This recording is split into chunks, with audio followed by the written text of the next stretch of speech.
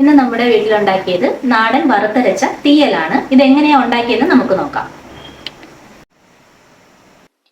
അപ്പോൾ നമുക്ക് തീയൽ തയ്യാറാക്കുന്നതിന് കട്ടിയുള്ള ഒരു പാത്രം അടുപ്പത്ത് വെച്ച് ചട്ടി നന്നായി ചൂടായി വന്ന ശേഷം നമുക്കിതിലേക്ക് കുറച്ച് വെളിച്ചെണ്ണ ചേർത്ത് കൊടുക്കാം.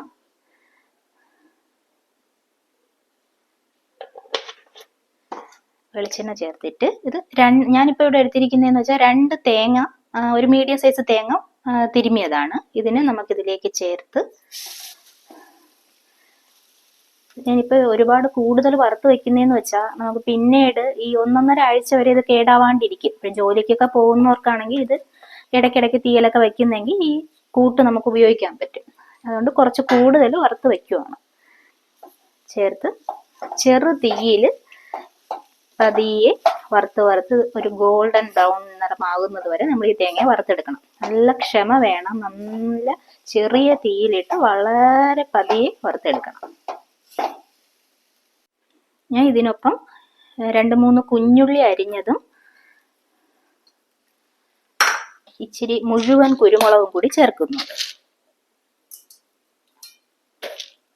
തീയലിനൊരു പ്രത്യേക രുചി കൊടുക്കും ഈ കുരുമുളക് ചേർക്കുന്നത്. ഓക്കെ, നമ്മൾ ഇത്രയും ഇപ്പോൾ വറുത്ത് വെച്ചിരുന്ന തേങ്ങ കറക്റ്റ് ഗോൾഡൻ കളറായി വഴന്നു വന്നിട്ടുണ്ട്. ഈ സമയത്ത് നമുക്ക് ഇതിലേക്ക് ആവശ്യമായ പൊടികൾ ചേർക്കാം. മഞ്ഞപ്പൊടി, ഇതിലിപ്പോൾ നമുക്ക് തേങ്ങയുടെ ക്വാണ്ടിറ്റി കൂടുതലുള്ളത് കൊണ്ട് കൂടുതൽ ചേർക്കുന്നുണ്ടെന്നേ ഉള്ളൂ. മുളക് പൊടി,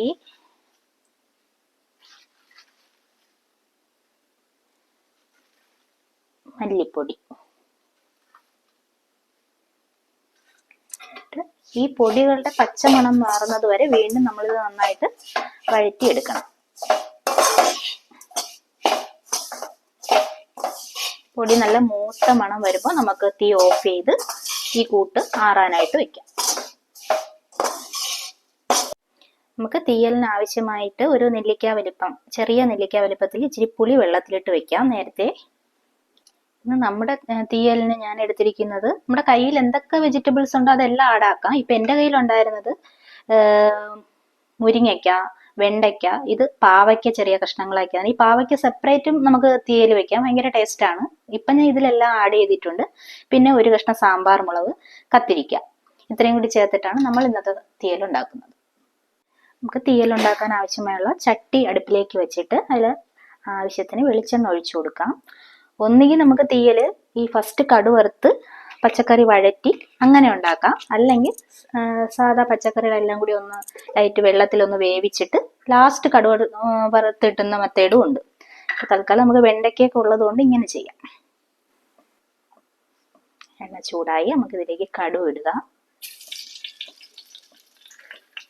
വറ്റൽ മുളക്, കറിവേപ്പില,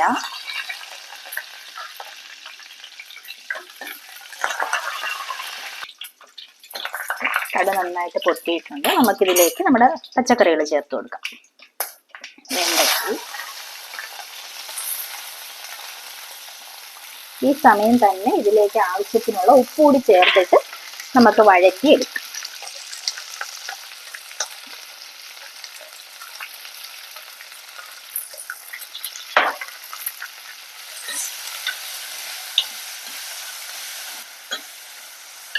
എല്ലാം പെട്ടെന്ന് കുക്കാവുന്ന വെജിറ്റബിൾസ് ആയതുകൊണ്ട് അധികം ടൈം വേണ്ടി വരും. അല്ലെങ്കിൽ തീയൽ ഉണ്ടാക്കുന്നതിന് സമയം പോകുന്നതെന്ന് വെച്ചാൽ തേങ്ങ വറുക്കുന്ന ഒരു ടൈം മാത്രമേ ഉള്ളൂ. തേങ്ങ മുന്നേ നമുക്ക് വറുത്ത് വെച്ചിട്ടുണ്ടെങ്കിൽ പിന്നെ ഈ പച്ചക്കറി വഴറ്റുക, അരച്ചിടുക, അത്രയേ ഉള്ളൂ.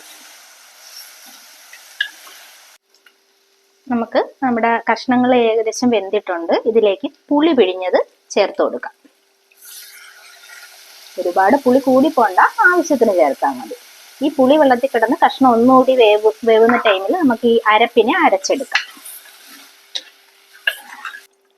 നമ്മുടെ തീയലിന് ആവശ്യമായിട്ടുള്ള അരപ്പിന് നമ്മൾ വറുത്ത് വെച്ചിരിക്കുന്ന തേങ്ങ നല്ല മഷി പോലെ അരച്ചെടുക്കാം. ഓക്കെ, നമ്മുടെ അരപ്പ് ഇതിലേക്ക് ചേർക്കാം.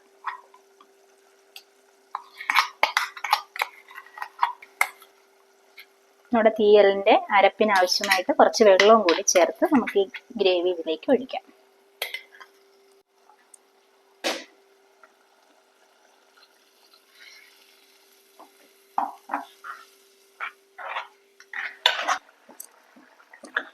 ഈ സമയത്ത് വേണമെങ്കിൽ നമുക്ക് ഉപ്പ് ചെക്ക് ചെയ്തിട്ട് ആവശ്യത്തിന് ഉപ്പ് ചേർത്ത് കൊടുക്കാം. ഇത് നമ്മൾ നേരത്തെ കൂടുതലായിട്ട് തിരുമ്മി വറുത്ത തേങ്ങയാണ്. ഇതിനെ നമുക്ക് ചൂടാറിയ ശേഷം ഇതുപോലൊരു എയർ ടൈറ്റ് കണ്ടെയ്നറിൽ അടച്ച് സൂക്ഷിക്കാം. അപ്പോൾ നമ്മുടെ തീയൽ നന്നായി തിളച്ച് നമ്മുടെ കറിക്ക് ആവശ്യമായിട്ടുള്ള കുറുക്കിൽ എത്തിയിട്ടുണ്ട്. ഈ എണ്ണ തെളിഞ്ഞു വരുന്ന ഈ പരുവത്തിൽ നമുക്കിത് ഓഫ് ചെയ്യാം.